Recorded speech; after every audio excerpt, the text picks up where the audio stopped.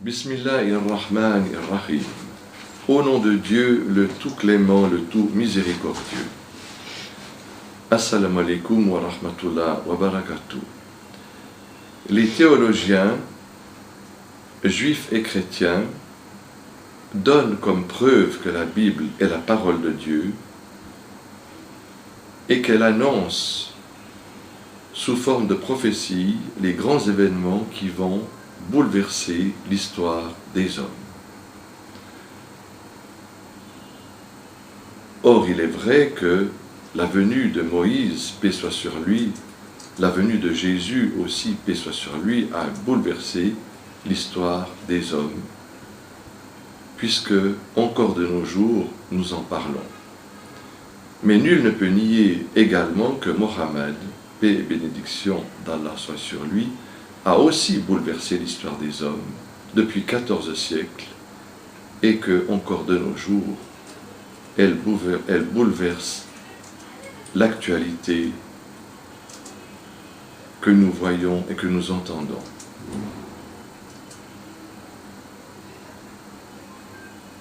Lorsque le prophète eut terminé d'accomplir sa mission, toute la péninsule arabique avait cru en son message. Et après la péninsule arabique, la Palestine, le Yémen, le Liban, l'Irak, la Syrie, la Turquie, dont la capitale de l'Empire chrétien d'Orient, Constantinople, pendant 1000 ans, sont devenus à majorité musulmane. Et tous ces pays étaient à majorité chrétienne. C'est eux, les premiers, qui, après l'Arabie, ont cru au message du prophète Mohammed. Ce sont les chrétiens. Dans tous ces pays, si vous les visitez, vous constaterez que l'appel majestueux à la religion d'Allah, du haut des minarets, a remplacé le son joli des cloches. Aussi, les théologiens chrétiens et juifs se basent-ils sur un verset que l'on trouve dans le Deutéronome, le livre 5e de l'Ancien Testament attribué à Moïse, Deutéronome chapitre 18, versets 15 à 22, dans lequel Dieu s'adresse à Moïse et lui dit « Je leur susciterai un prophète comme toi. Parmi tes frères, je mettrai mes paroles dans sa bouche, et quiconque n'écoutera pas ce prophète sera retranché de mon peuple. Et si tu te dis en ton cœur, comment reconnaîtrai-je si ce prophète a parlé au nom de Dieu, si les prophéties qu'il annonce vont se réaliser, ce sera un vrai prophète. Si par contre, elles ne se réalisent pas, ce sera un faux prophète et tu devras le faire mourir. » Fin de citation. Dans ce verset, nous ne voyons pas mentionner le nom de ce prophète. Aussi, les chrétiens l'ont-ils attribué à Jésus, et pour cela, ils font référence à l'Acte des Apôtres, au chapitre 3, et au verset 19 à 24. Je cite, « Quand les temps du rafraîchissement seront venus de la part du Seigneur et qu'il aura envoyé Jésus-Christ, qui vous a été annoncé auparavant, car Moïse a dit à nos pères, « Le Seigneur, votre Dieu, vous suscitera d'entre vos frères un prophète comme moi. Écoutez-le en tout ce qu'il vous dira. Et quiconque n'écoutera pas ce prophète sera exterminé du milieu de son peuple. » Fin de citation. C'est donc Luc, l'auteur présumé de l'Acte des Apôtres, qui attribue cette prophétie du Deutéronome à Jésus. Les Juifs l'attribuent à un autre prophète, et nous allons voir que cela n'est pas juste. et que cette prophétie, en vérité, ne peut être attribuée qu'à Mohammed. Dieu dit que ce prophète sera semblable à Moïse. Or, pour les chrétiens, Jésus est beaucoup plus qu'un prophète. Il est une personne divine, il est l'égal de Dieu et il est le Fils de Dieu, ce que Moïse et Mohammed n'ont jamais prétendu. Ce prophète viendra parmi les frères des fils d'Israël. Or, qui sont ces frères? Là aussi, nous trouvons dans la Bible ce qui suit. Dans le livre de la Genèse, au chapitre 16, versets 10 à 12, nous lisons « L'ange de l'Éternel dit à Agar » Agar était donc la mère d'Ismaël, « Je multiplierai tellement ta descendance qu'on ne pourra la compter, tant elle sera nombreuse. » L'ange de l'Éternel ajouta, « Te voici enceinte et sur le point d'enfanter un fils. Tu le nommeras Ismaël. Cet homme sera pareil à un âne sauvage. Sa main se lèvera contre tous et la main de tous contre lui, et il dressera ses tentes en face de tous ses frères. » Fin de citation.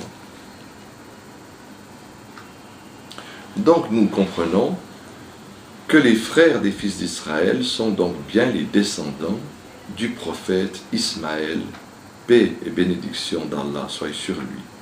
Car Jésus, paix soit sur lui, descend de Ishaq, paix et bénédiction d'Allah soit sur lui aussi. Ensuite, Dieu dit qu'il mettra ses paroles dans sa bouche. Or, si nous lisons le Coran, nous voyons que chaque sourate, sauf une, commence par « Au nom de Dieu, le clément, le miséricordieux », et que le prophète ne parlait pas qu'au nom de Dieu, car ces paroles ont été rapportées dans les hadiths, qui sont les paroles inspirées par Dieu au prophète, mais le Coran est la révélation qui est bien distincte des paroles du prophète, non seulement par l'écriture, mais aussi par le style, le Coran ayant été révélé tout en vers et en prose, ce qui n'est pas le cas pour les hadiths. Il faut aussi ajouter que tous les prophètes, que ce soit Moïse ou Jésus, ont toujours parlé au nom de Dieu. Nous voyons aussi que Moïse et Mohammed ont été acceptés par leur peuple et reconnus comme prophètes, tandis que Jésus n'a pas été cela, suivant le dire des chrétiens et des juifs eux-mêmes, qui l'auraient tué et crucifié et qui n'auraient pas cru en lui. Aussi, Mohammed et Moïse se sont-ils mariés et ont-ils eu une progéniture, tandis que Jésus ne s'est pas marié et a vécu dans la chasteté. Leur mort aussi est tout à fait différente. Et leur naissance, ne l'oublions pas, que Moïse et Mohammed sont nés d'un homme et d'une femme comme tous les êtres humains, tandis que Jésus, sa naissance, avait tout à fait un aspect unique et miraculeux, n'ayant pas de père et seulement une mère. Aussi la mort de Jésus, d'après ce que les chrétiens ont dit et de ce que les juifs ont inventé, qu'il l'avait crucifié sur une croix, est-il mort de mort violente, alors que Mohammed et Moïse, après avoir combattu les infidèles et mené la guerre contre eux sous l'ordre de Dieu, sont morts de leur mort naturelle, et Mohammed est mort d'ailleurs dans les bras de son épouse aimée Aïcha, paix soit sur elle aussi. Donc nous voyons que cette prophétie du Deutéronome ne peut être attribuée qu'à Mohammed. Elle ne peut aussi pas être attribuée à David, car David, bien qu'il ait été un grand prophète, comme c'est mentionné dans l'Acte des Apôtres au chapitre 3 et au verset 20, il était aussi roi, ce que la prophétie du Deutéronome ne dit pas, car c'est un prophète comme Moïse, et Moïse n'était pas roi, mais seulement prophète.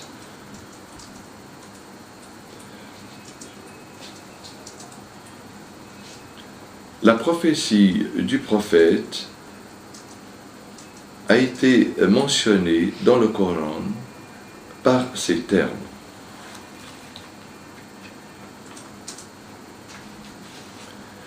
Dieu dit dans le Coran, dans la sourate Al-Araf numéro 7, versets 157-158, ce qui suit.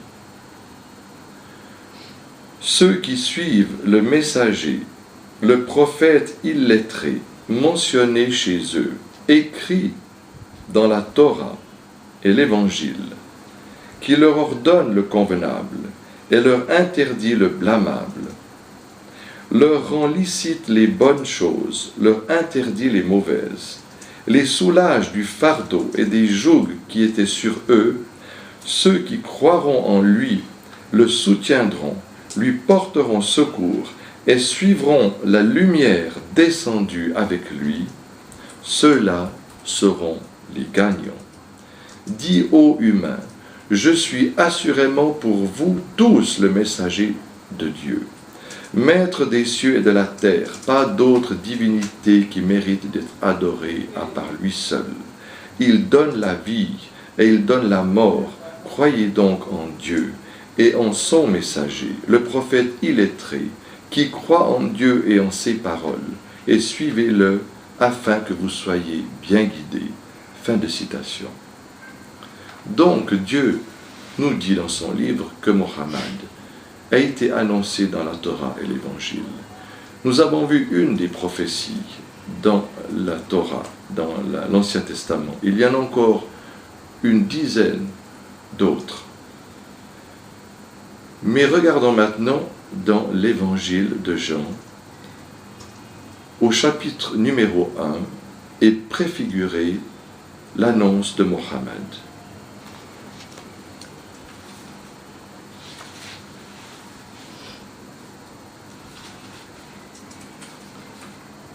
Dans l'Évangile de Jean, au chapitre 1, et au verset 19 à 23,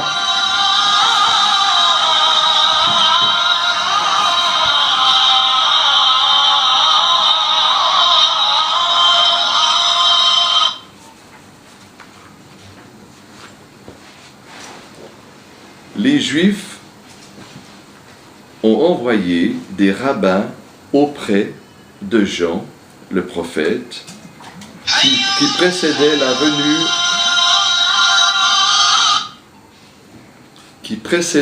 la venue de Jésus, qui annonçait sa venue, qui préparait sa prophétie, son apostolat, et ils lui posèrent 3 questions. Es-tu le Messie? Il répondit non. Es-tu Élie? Il répondit non. Et là, nous devons dire qu'il y a une contradiction, car Jésus nous dit que Jean était bien Élie. Dans Matthieu 11, versets 13 et 15, dans Matthieu chapitre 17, versets 12 et 13, Jésus dit « Mais je vous le dis qu'Élie est déjà venu, et ils lui ont fait tout ce qu'ils ont voulu. C'est ainsi qu'à son tour, le Fils de l'homme devra souffrir par eux. » Les disciples comprirent alors qu'il leur parlait de Jean-Baptiste. Nous n'allons pas entrer dans cette contradiction qui ne nous concerne pas, mais ils posèrent à Jean la 3e question, « Est-ce que tu es le prophète ?» Donc c'est que les Juifs avaient bien dans la Torah l'annonce d'un prophète qui viendra après Jésus, et c'est ce que nous allons voir, Inch'Allah, dans la cassette qui va suivre.